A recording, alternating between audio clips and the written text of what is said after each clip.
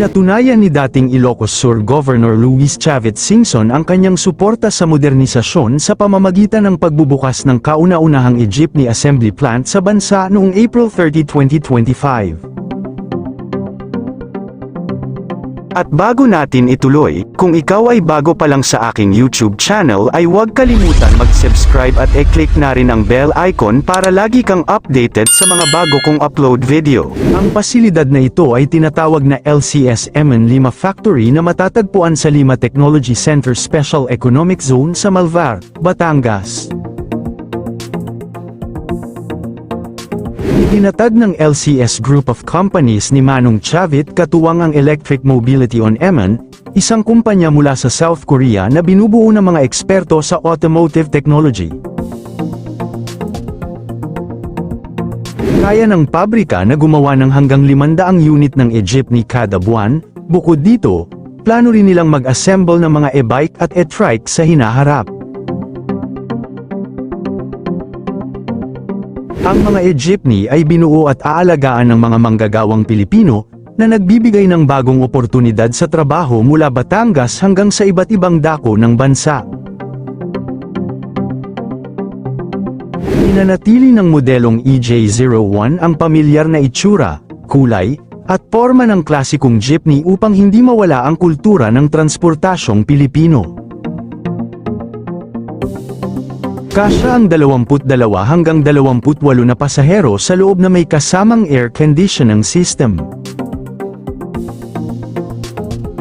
Ang baterya ay kayang tumakbo ng hanggang 100 kilometro sa isang buong charging. Ito ay may maximum speed na 50 kilometers per hour.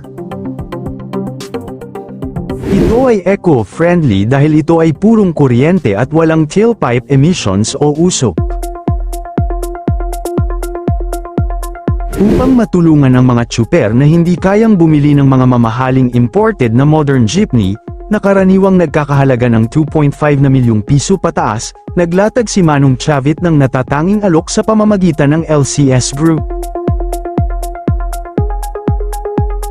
Ibinibenta ang bawat unit sa halagang 1.2 na milyong piso lamang. Iniaalok ito sa mga transport group at kooperatiba sa ilalim ng zero down payment, zero interest, at zero collateral scheme. Layunin ng proyekto na magbigay ng mas abot kayang solusyon para sa mga driver at operator na apektado ng Public Utility Vehicle Modernization Program, PUVMP, ng pamahalaan. Samantala, ang Assemble Point, isang Tokyo-based EV startup, ang nangunguna ngayon sa pagtulong sa Pilipinas para lumipat sa mga electric jeepney, e-jeepney, sa gitna ng krisis sa petrolyo. Ang mataas na presyo ng petrolyo at ang isinusulong na modernisasyon ng transportasyon sa bansa ay nagbukas ng oportunidad para sa isang Japanese EV startup na magtayo ng planta malapit sa Manila noong Pebrero upang mag-assemble ng mga 10-seater na electric jeepney.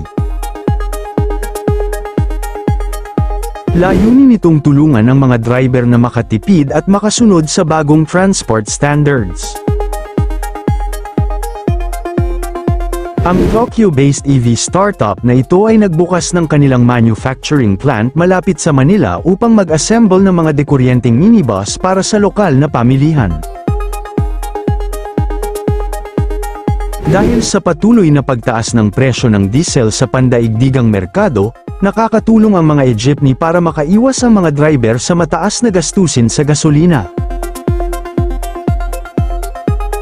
Ang mga sasakyang ito ay sumusuporta sa Public Transport Modernization Program, PTMP, ng pamahalaan, na naglalayong palitan ang mga lumang tradisyonal na jeepney ng mas ligtas, eco-friendly, at maasahang mga unit. Dahil sa gulo sa Middle East, pagsasara ng Strait of Hormuz, idineklara ang National Energy Emergency sa Pilipinas dahil sa sobrang taas ng presyo ng crudo. Maraming tradisyonal na driver ang tumigil pumasada dahil sa mahal na diesel, kaya nahihirapan ang mga commuter. Dahil hindi kailangan ng diesel, lumaki ng 5 beses 5 times ang order at inquiry mula sa mga lokal na pamahalaan, LGUs, at bus operators. Plano ng startup na palawakin ang operasyon hanggang sa mga isla at probinsya upang matugunan ang transportasyon sa mga malalayong lugar. Samantala, ang Sarao Motors ay aktibo ng gumagawa ng sarili nilang modern at fully electric jeepney prototype katuwang ang foreign tech provider na Tembo. Matapos ang 7 dekada ng paggawa ng mga tradisyonal na jeep, pumasok na rin ang iconic na Sarao Motors sa paggawa ng electric jeepneys. Jeepney, ang kanilang bersyon ay nagtataglay pa rin ng klasikong disenyong Pinoy ngunit gumagamit na ng modernong dekuryenteng makina. Nakipag-partner ang Sarao Motors sa Tembo ALV, isang subsidiary ng international company na Vivo Power. Sila ang nagbibigay ng high-tech na electric powertrain at teknolohiya habang pinapanatili ng Sarao ang kanilang kalidad na gawang kamay, handcrafted, na body. Tiniyak ng kumpanya na hindi mawawala ang spirit of the jeepney, bagamat modernong dekuryente at sumusunod sa Public Transport Modernization Program, PTMP, makikita pa rin ang klasikong porma at sining na pagkakakilanlan ng tradisyonal na Sarao jeepney.